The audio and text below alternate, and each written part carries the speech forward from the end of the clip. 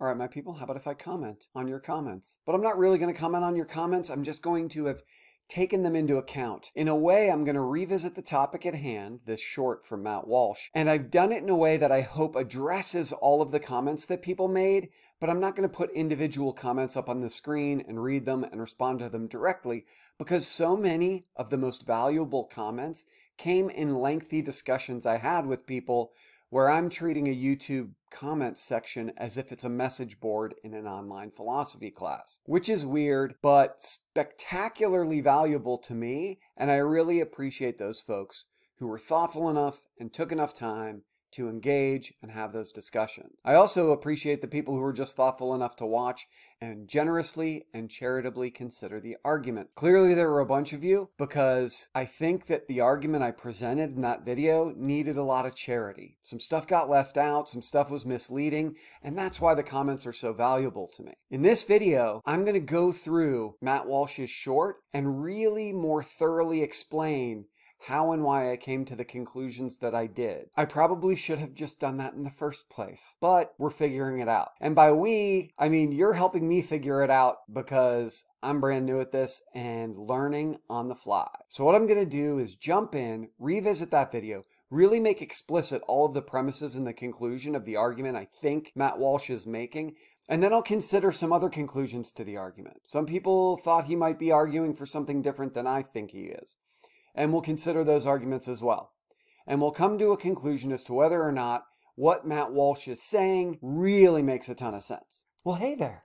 I'm jumping in because in editing this, I realized I cut out the responses to a handful of comments, and I promised I would consider all the ones that seemed relevant. So 3 quick things. 1, there were a few folks who pointed out that it might be unfair or inappropriate to judge Matt's arguments. He's just providing entertainment or punditry or political commentary. And I think there is something to that. But the problem is, go check out the comment sections of his videos. There are lots and lots of people who believe that what he's saying offers definitive political, moral argument. Since they're taking it that way, I think it's fair to analyze it to see if it is anything remotely close to definitive, moral, or political argument. A second sort of comment a few people gave, to paraphrase, if you think this long-winded, thorough attempt to deeply analyze every premise and conclusion is gonna get you 1 million clicks, you got another thing coming, buddy. You are right. I'm shocked that anybody more than 3 former students and my parents watch any of these. But if I made a mistake with the last video, it was trying to make it more short, more digestible than it could be. I really don't care if I get 1 million clicks, but I do want people to watch it who really are interested in having better ideas. If you're willing to engage, I can almost promise you that you'll learn something and think better. Lastly, those people who just stop by to watch 5 seconds of a video, find something they're pissed off about, then write a like comment, hating me or describing how and why I'm wrong about everything that they didn't watch, don't bother. I mean, if it's making you feel better about your day, cool. I feel like I'm providing some sort of service, maybe. But if you're passionate enough to be infuriated by something I said in the first 30 seconds, then you should be passionate enough to consider the arguments, to make sure you're right. If these beliefs are important to you, be willing to consider the objection. Maybe you can spend 15 minutes considering an argument that you might not agree with, that is on what most people consider to be the most contentious political issue of our time. That's all I got. I think I covered all the comments now. If you want to avoid a long-winded, possibly repetitive, thorough examination of Matt's argument, pull the chute now and go watch cat videos. And when the Supreme Court made the decision about Roe v. Wade, we were told that by the left, including many of them secular atheists, doesn't matter what the Supreme Court says, women have the right to abortion. What do you mean right? What are you appealing to exactly when you talk about this mystical right that exists? You're not appealing to God. What are you appealing to? If you can only appeal to man, if you can only appeal to the government, then it's up to them what the rights are. And it doesn't make any sense. If the government says you have a right to this, it doesn't make any sense to say, no, that's not true. What do you mean it's not true? According to you, a right by definition is simply whatever the government says. This is a real problem that I don't think anyone on the left has even attempted, or very few people on the left have even attempted to confront or deal with or wrestle with. And it just makes everything they say about human rights totally meaningless. So let's go through the argument. It seems pretty clear that the first claim that's going to serve as a premise in this argument is the Supreme Court overturned Roe versus Wade, and in so doing, they got rid of legal protections for abortion on constitutional grounds. So In a sense, they got rid of the constitutional right for an abortion. That's a super conventional interpretation of what happened when the Supreme Court overturned Roe versus Wade.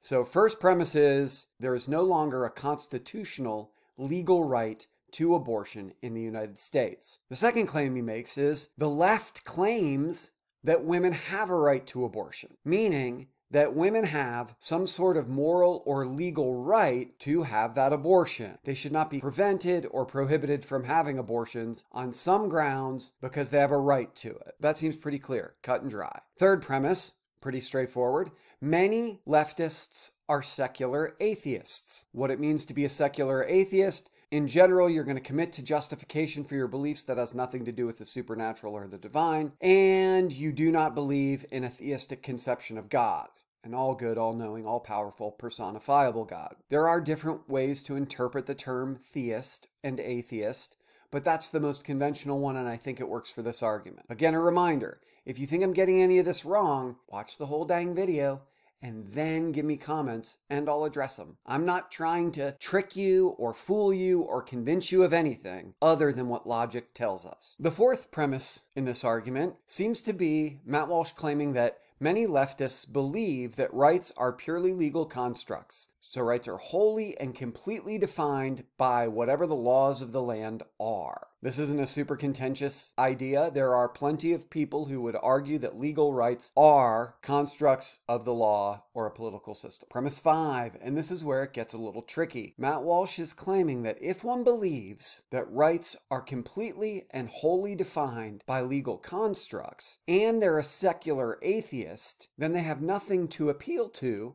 in order to say that someone would have a right that wasn't legally protected. So in the case of abortion, as soon as the Supreme Court rescinded one's constitutional right to an abortion, the right to an abortion completely disappeared. It doesn't exist anymore because, as Matt Walsh contends, for the secular atheist, there's nothing else to appeal to. It just is that legal construct. So since they don't have God and divine law or natural law or something like it to appeal to, saying a woman has a right to an abortion doesn't make any sense. It's meaningless. It doesn't exist anymore. So that brings us to our sixth premise, which is if one can't appeal to divine and natural rights, there's nothing left to appeal to. If you can't appeal to God's law or divine law or the natural law, which is likely God's law as presented in the world, then what else are you going to appeal to? There's nothing left. And that leads us to his conclusions, or at least what I take his conclusion to be. We'll consider some other options as well. Matt Walsh concludes that when a leftist claims that women have a right to an abortion, they can't really be meaning anything at all, because leftist conceptions of legal rights begin and end with the laws of the land. If legally the Supreme Court of the United States has determined that women do not have a right to an abortion, then there is no right, because there are no God-given rights to appeal to. Therefore, leftists arguing that women have a right to an abortion are saying something incoherent, and anything they say about human rights is completely hollow and empty, because rights, by definition, are merely the constructs of a government. Furthermore, he says this is a problem. I am guessing he believes it's a problem because some of those leftists are convincing people with their arguments, and he would rather those people not be convinced. Matt Walsh is an unapologetic anti-abortion activist, so I'm guessing that's the only problem he could be speaking of. I think that's a pretty accurate, fair, and generous interpretation of Matt's argument. I do think there's another interpretation worth considering, one that came up in the comments. Thank you. You know who you are if you brought it up. But I'm going to consider this one first. Let's go through the argument now and see if it works. First premise, Supreme Court overturned Roe versus Wade, and almost everybody interprets that to mean that women no longer have a constitutional right to abortion in the United States, therefore states can make whatever laws they want. Totally true. No one's going to argue with that. If you are going to argue with it, you're probably just nitpicking for no relevant reason, and you should stop doing that. It's not helpful. 2, the left claims women have a right to an abortion. There's a reason I put all this left stuff in scare quotes. It's because I don't know what the left is anymore. All I know about the left is they sure as hell wouldn't have me.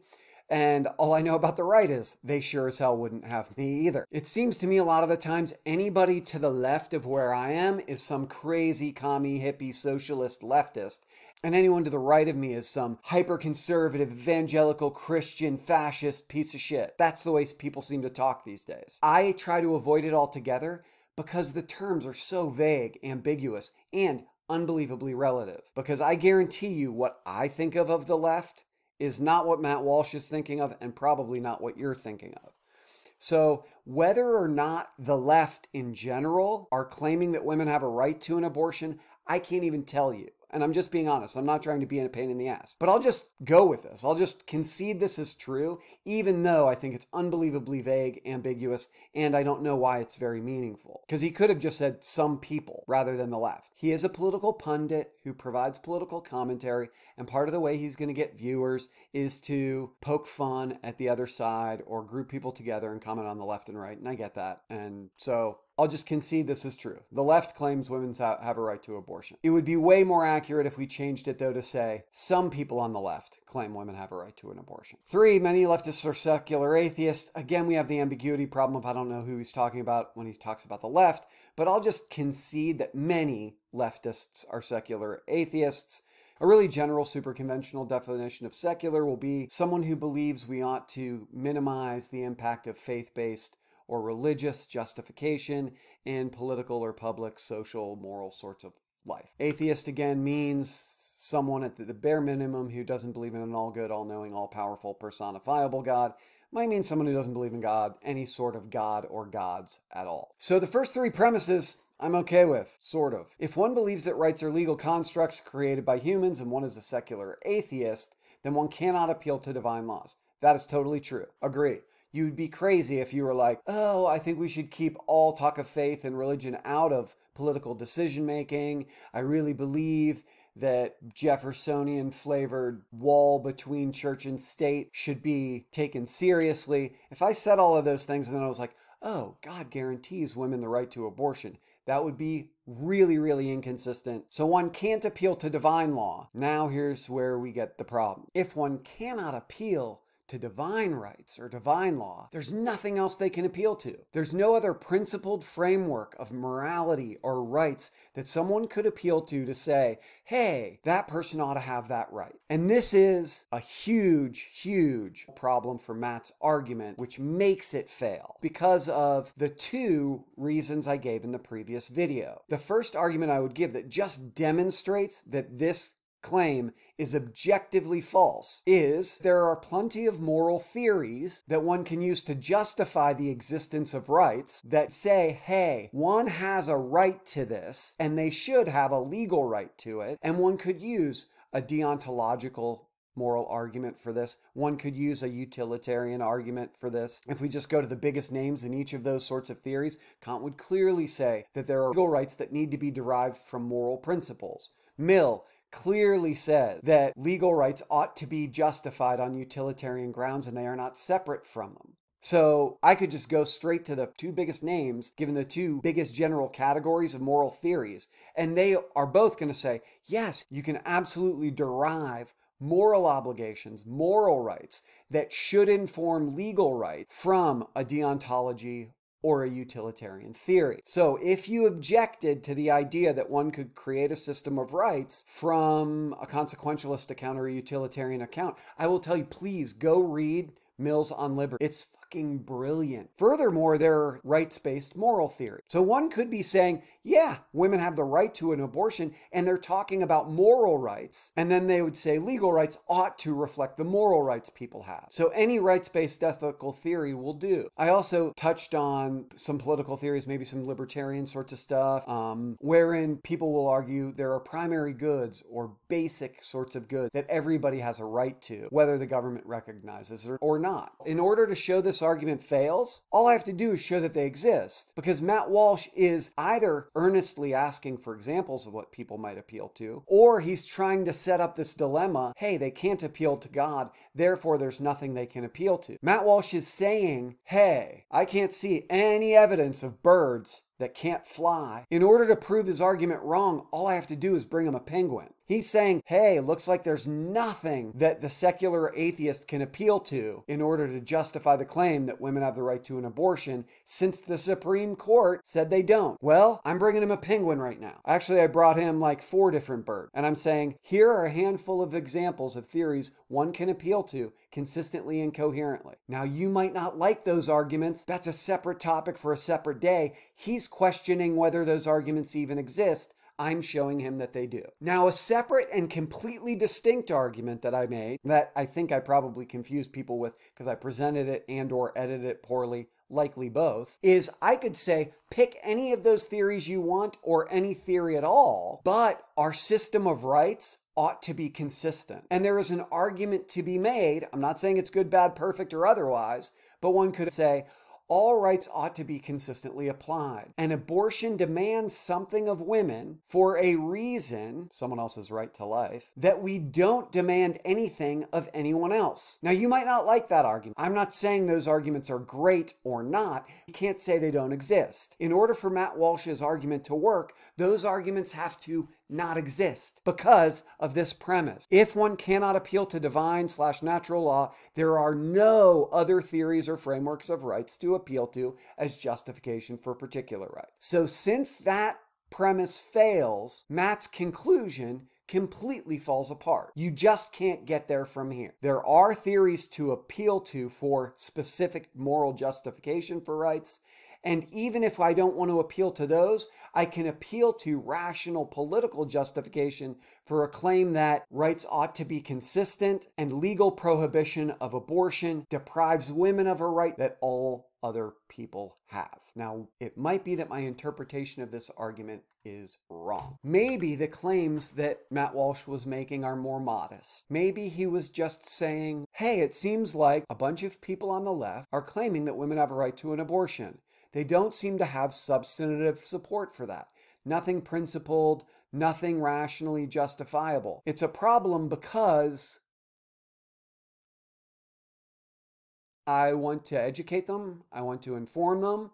I want political discourse to be as robust and thoughtful and rational and well justified and high level as possible. I really don't think he's saying any of those. I think he's saying it's a problem because he thinks all of their arguments suck. He doesn't think they exist, but they're convincing people who vote that women have a right to an abortion. So if my interpretation of Matt's argument was correct, it doesn't work. If the only other alternative interpretation that anybody gave in the comments was correct, then Matt's just saying something trivially true and obvious. Some people on the left have really, really bad arguments and don't have substantive principled support for their claim that women have a right to abortion. But that's sort of a no duh. Many people on the right have absolutely no principled, substantive, defensible, rational support for their beliefs regarding abortion. And we'll get into that more in the next video where I examine more arguments from Matt Walsh. There's a video out there where he promises